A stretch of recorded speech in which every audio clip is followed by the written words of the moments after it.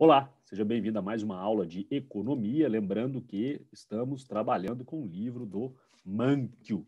E a gente está falando sobre economia de longo prazo, a gente estuda determinantes do crescimento econômico, desenvolvimento econômico, ferramentas financeiras. E agora a gente vai falar de desemprego, que é um tema que está na mídia a todo momento. E aí a gente está falando o quê? Da parte 9 do livro, Economia Real de Longo Prazo. A gente está falando de coisas, né, não imediatistas, sim, de longo prazo. E é o capítulo 28, desemprego. Lembrando que os slides que estão aqui são baseados no livro e nos slides disponíveis pela editora. Então, assim, primeira coisa, o que é o desemprego? Né? O que ele mede? Isso é importante, que geralmente as pessoas não sabem, viu? É uma informação super relevante ser dita.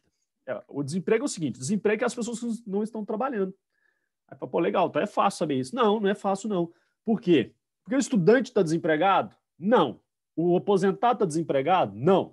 Uma criança está desempregada? Não. Então não é só as pessoas que não estão trabalhando. E sim, as pessoas que não estão trabalhando e procurando colocação no trabalho, né?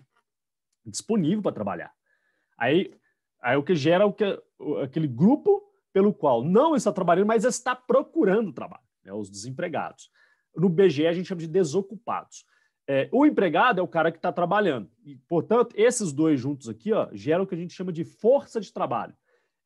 Todo mundo que está preparado para trabalhar. E aí, entre os que estão trabalhando e os que estão procurando, né? Toda aquela força de trabalho. Os que estão fora da força de trabalho são quem? São estudantes, aposentados, dona de casa, desalentados e demais, que a gente vai falar depois. Então é importante isso daqui, justamente que a mídia distorce, às vezes, os números, aí a gente não consegue entender o que está acontecendo, principalmente os discursos políticos, né?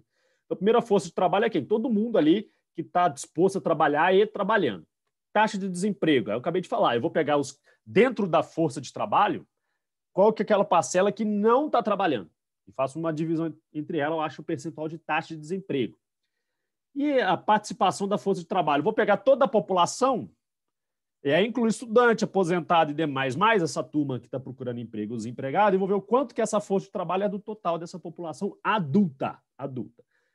E aí a gente vai ver. Eu vou mostrar os números do Brasil. Então, olha só, aqui no Brasil, a gente tem lá, é o IBGE que faz isso via PNAD contínuo, né? E o que ele considera? A população adulta ali no livro, ele está considerando acima de 14 anos os dados do IBGE. E aí, esses números aqui são do terceiro trimestre de 2019 e 2020, que é o parâmetro que eu tenho para comparar, né? 2019 eu tinha, então, uma força de trabalho de quê? De 106 milhões de pessoas. Esse ano, 2020, caiu para 96. O total é 171, 175. O que é os 171 milhões de pessoas? O Brasil tem 200 e poucos milhões, a população, mas 170 e poucos ali, né, 1 ou 5, é só aqueles acima de 14 anos. Dos 175 acima de 14 anos, 96 estão dentro da força de trabalho. Dessa força de trabalho, 82 está empregado e 14 milhões está desempregado. Então, quando eles falam, o desemprego bateu 14 milhões, é essa turma aqui. Essa turma. Agora, repara que o próximo slide eu tenho os números percentuais para vocês verem. Ó. Portanto, a taxa de desemprego é o quê? É o 12 do 106, deu 11,2%, 12%, né, praticamente. Esse 14 do 96 deu 14%. Então a gente fala, poxa, então o desemprego do Brasil subiu para 14%. Para 14%. E é mais preocupante ainda, né? Se você olhar com calma, o que aconteceu? É muito mais que 14% pela lógica. A mídia vai soltar esse número, mas se você olhar, muita gente saiu da força de trabalho, então poderia ser muito pior. Imagina que, porque, da força de trabalho de 96, de 175, 55% da população está na força de trabalho. O restante saiu, mas o número aumentou quem saiu. De 64 foi para 78.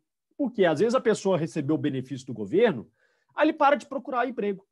Ele tem idade, não está estudando, não é dono de casa, mas você não está trabalhando? Não. Você está procurando? Não. Por quê? Porque ele está com o benefício do governo ali, da assistência que a gente teve agora do Covid. E aí gerou uma saída da força de trabalho.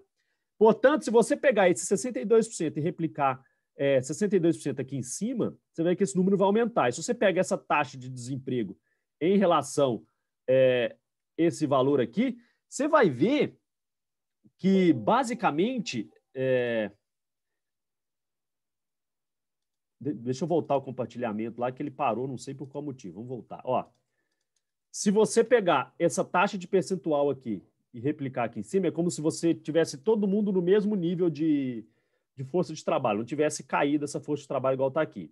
Só que essas pessoas que saem da força de trabalho, ela não está trabalhando, ela aumenta esse número do desempregado. E aí esse número, se eu pego esse número e comparo com o valor percentual novo aqui em cima, isso daqui vai para 20 e poucos, 24%, 20 e poucos por cento. Ou seja, o nível de desemprego hoje, se fosse na mesma percentual de força de trabalho do ano passado, já está na casa dos 20%. Né? E aí a mídia, às vezes, não consegue interpretar isso, e é muito interessante. Às vezes fala assim, poxa, a taxa de desemprego subiu, aí o ministro, eles falam assim, não porque os desempregados... eu tive menos ocupados, diminuiu as pessoas que estão empregadas de carteira assinada, e sim porque pessoas que não estavam procurando passaram a procurar, e às vezes faz sentido. Esse número aqui pode continuar constante, ou seja, o nível de emprego não diminuiu. Tá? E sim, pessoas que estavam fora da força de trabalho entraram, aí aumenta o percentual de desempregados. E aí você fala, não é queda do emprego, e sim aumento do desemprego, porque pessoas que saíram, que estavam fora da força de trabalho, entraram. Então, esses números é importante a gente saber o que a gente está trabalhando, viu? E aí a gente tem o quê? A gente tem o que a gente chama de emprego natural, né? Taxa natural de desemprego. Já existe uma taxa que naturalmente ela tem de desemprego. Por quê? O desemprego ele é cíclico, né? Chega no final do ano, contrata por causa das festividades, aí o pessoal contrata para vender para Natal, Ano Novo, contrata as pessoas temporárias. Aí elas diminuem o nível de desemprego. Aí chega no outro ano, demite todo mundo, aumenta o nível de desemprego. Então, esse desemprego ele é cíclico. Como ele é cíclico, ele gera esse desemprego cíclico. A taxa natural, o quê? É como se ele fosse médio ali, corrigido pela sazonalidade. Além disso, a gente tem um problema que são os desalentados. Quem que são esses? É esses que eu acabei de comentar. São pessoas que têm idade para trabalhar, deveria estar na força de trabalho e não está. Está estudando? Não está estudando. Está aposentado? Também não. Então, são aquelas pessoas que simplesmente não estão procurando emprego. Então, elas são desalentadas. Ela não entra na estatística do desemprego. Ela não está procurando, não entra na estatística. Só entra quem está, quem responde que está procurando. E, portanto, essa taxa de desemprego, ela tem algumas... Né, ela é útil, né, mas ela tem umas imperfeições. Primeiro é esse caso. Ó. Ela exclui os trabalhadores desalentados. Ele não entra na estatística. Senão ele passaria dos 14%. Você viu? 55% só está na força de trabalho. Metade da população adulta do Brasil considera emprego, e aí 14% dessa população está desempregada. Ou seja, você vê que é um número muito pouco de emprego. Outra coisa também, não diferencia emprego meio período. Se o cara está trabalhando, não falei, mas seja formal ou informal, eu sou motorista de aplicativo, mas estou trabalhando uma vez por semana, mas você está, então beleza. Então você está dentro do grupo empregado, né? Só que às vezes o cara está fazendo bico ali para tentar conseguir um emprego formal, com carteira. Não interessa, ele está empregado, né? Ele considera como emprego. Então, não considera esses meio período, né? Período integral e demais. E outra coisa que há também, assim, distorções, que é uma pesquisa de opinião, ele pergunta para as pessoas, você está empregado, sim ou não? Você está procurando emprego? Então, o IBGE pergunta. Às vezes a pessoa não sabe responder, fala mentira. Então, é uma pesquisa assim, que tem que tomar cuidado com as informações. Né? Agora, por que há esse desemprego? Né? Por que sempre há desemprego? Sempre vai haver. Existe um nível de desemprego que a gente chama de aquele estrutural, existe um nível de desemprego alto. Né? Depois a gente vai falar um pouco mais sobre desemprego e inflação, curva de Phillips, vocês vão ver que existe já um nível ali natural de desemprego. Mas existe o desemprego que a gente chama de friccional. O que é o desemprego friccional? É aquele desemprego pelo qual a sociedade, as pessoas, ela está procurando emprego melhor. Então, você entrou num trabalho, passa um pouquinho, você sai desse trabalho e procura outro. Sai desse trabalho e procura outro. O que você está fazendo? Você está procurando um emprego melhor. Né? Ele é friccional. Ou existe aquele estrutural. Você realmente não está conseguindo nada, zero. Então, é um desemprego estrutural. Para isso, o governo vai fazer algumas políticas públicas. Ele faz algumas políticas públicas para tentar solucionar alguns problemas. Né? E aí faz o quê? Primeiro dela, ele pode criar uma agência de emprego para a sociedade, né? E aí ele cadastra os empregos, as pessoas procuram lá, ou ele faz programas de treinamento, usa lá SESI, Senai, e qualifica essas pessoas. Então, para quem defende esses programas, fala o quê? Que melhora a economia, aumenta a eficiência, reduz a desigualdade, porque você está melhorando a capacidade, eu falei disso, né? Melhora o treinamento das pessoas, você melhora a capacidade dos empregos, das pessoas procurarem emprego. Por algumas pessoas que criticam, falam que não, que você atrapalha toda a estrutura. Às vezes o governo qualifica o cara para ser uma coisa, no final atrapalha outra coisa, sabe? Você qualifica tanto o cara para uma determinada atividade, aí falta emprego na outra. Né? Então, assim, você meio que desestrutura o mercado, tem que ser naturalmente estruturado. Né? E aí outras formas que o governo pode auxiliar nesse desemprego de política pública é o quê? É o seguro-desemprego. Né? Ele cria um valor que ele vai pagar para a pessoa quando ela estiver procurando emprego. E aí ele... ajuda aquela pessoa num determinado tempo. Né? Só que o que pode acontecer? As pessoas se movem por incentivo. Né? E aí, quando as pessoas recebem o seguro-desemprego e ela consegue um emprego com um salário ruim, ela pode não querer esse emprego. Por quê? Porque às vezes o seguro-desemprego está valendo mais a pena para ela. E aí gera esses incentivos que às vezes acabam sendo negativos. A grande, 99% é bom, né? Mas há casos em que a pessoa pode desistir de um emprego ou outro porque não é tão benefício para ela, é melhor ela ficar com o seguro-desemprego, né? Que não é tão atraente. Além disso, a gente tem o que a gente chama de legislação de salário mínimo. É uma forma aí do governo melhorar a qualidade de vida das pessoas. Eu já comentei isso nos vídeos passados. Né? E aí o que acontece? Qual que é a relação dessa salário mínimo com o desemprego? Quando o governo faz uma política de salário mínimo, eu tenho lá a oferta de emprego e a demanda de emprego. Portanto, eu tenho um salário de equilíbrio aqui. Ó. E agora, se o governo estabelece, suponhamos que o salário de equilíbrio seja de R$800, se o governo estabelece que o salário mínimo vai ser, suponhamos, de R$1.000, logo, eu tenho o quê? Eu tenho R$200 a mais de salário mínimo do que o salário de equilíbrio.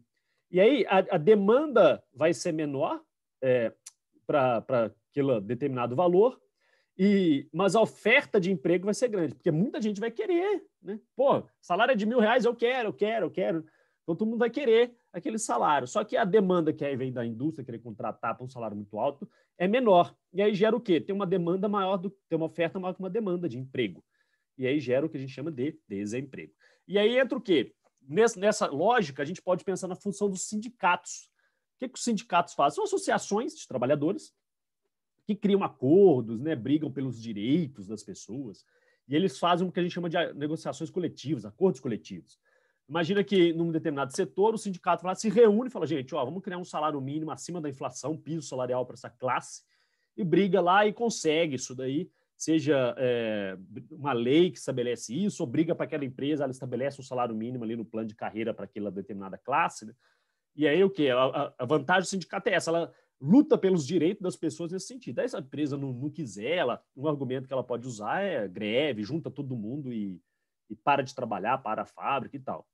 Só que o que acontece, se a gente for pensar, quando o sindicato consegue ter uma alta salarial, aí aquele gráfico lá da oferta e demanda de emprego ali que a gente viu, gera o desemprego, né?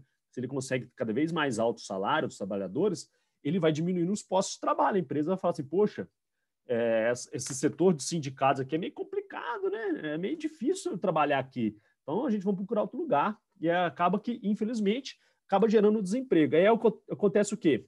Para os atuais empregados, insiders, ter um benefício salarial melhor, né? Quem está trabalhando vai ganhar bem. Para os outsiders, eles são prejudicados, porque eles não conseguem entrar em emprego porque a empresa não quer pagar aquele salário dos sindicatos. Às vezes, só para vocês terem noção, as fábricas procuram lugares onde a força sindical é mais fraca. Né? O caso da fábrica da Fiat é um exemplo disso. Né? A região de fabricação de carros, motores, não sei o que, era tudo aqui no ABC Paulista, em São Paulo, ali no São Paulo. E a Fiat, quando foi montar a fábrica, onde que ela procurou? Ela procurou bem longe ali, porque a força sindical ali dos trabalhadores de montadora de carro era muito forte. Ela foi lá para Minas Gerais, Betim, BH, Belo Horizonte, ela montou a fábrica lá, que lá tinha uma força sindical menos forte, justamente para evitar esses detalhes dos sindicatos. Então, se a gente for pensar, o sindicato ele é bom ou ruim? Mostrei os dois lados. O problema é justo esses que eu falei, eles agem como cartéis, estabelecem preços e salários, né, que geralmente é acima do equilíbrio, que isso vai causar desemprego, e aí atrapalha os demais setores da economia. A vantagem é que ele luta pelos direitos das pessoas, benefícios, estão preocupados com a carreira, com o trabalho, com a qualidade de vida do trabalho, do trabalhador, de forma geral. Então, ele tem uma preocupação com a sociedade, com as pessoas em si. Né? E aí também, dentro dessa questão do salário, a gente tem a teoria de salários de eficiência. O que acontece, pela lógica? Quanto maior o salário, mais o trabalhador vai ser mais eficiente, vai ser mais produtivo, a empresa vai produzir mais, vai ganhar mais, vai lucrar mais. Então, teoricamente, quanto maior o salário, maior vai ser a lucratividade da empresa. Só que chega a um certo ponto que o salário fica alto demais, não vale a pena. Logo, existe um nível de salário ótimo de eficiência, né? Matematicamente, que é aquele pelo qual eu maximizo ali meus ganhos com a empresa, que é esses salários de eficiência, que é um nível ótimo ali. E aí tem uma vantagem grande para a empresa. Né? Por que gera essas vantagens? Primeiro que um salário mais alto melhora a saúde do trabalhador. Eu falei também que saúde gera melhor qualidade de trabalho. Você não consegue ser produtivo se você estiver doente. Né? Outra coisa, você reduz a rotatividade e absenteísmo. Rotatividade, a pessoa larga sua função, sai, pede para sair. Absenteísmo, o cara começa a faltar porque está doente, né? E aí, quando você tem um salário alto, fica atrativo. Você não quer largar aquele emprego. Você vai largar um emprego que você ganha bem? Você não vai querer, você vai pensar 2 vezes. Na rotatividade menor. E para a empresa, agora imagina a empresa treina, gasta com treinamento, desenvolvimento, né, dos funcionários, ele vai lá e sai. Quando eu tenho a rotatividade pequena, eu já tenho essa vantagem dos meus funcionários. Além disso, a qualidade do trabalho, dos trabalhadores ficam melhores para trabalhar, e o esforço passa a ter um esforço maior. Tudo bem, pessoal? Então, basicamente, é isso que eu tenho para comentar sobre o desemprego e questões de salários e trabalho. E aí, maiores informações, no próximo conteúdo, a gente vai ver um pouco sobre moeda, banco, e é uma área mais monetária. Tudo bem? Então, abraço para todos, até o próximo vídeo.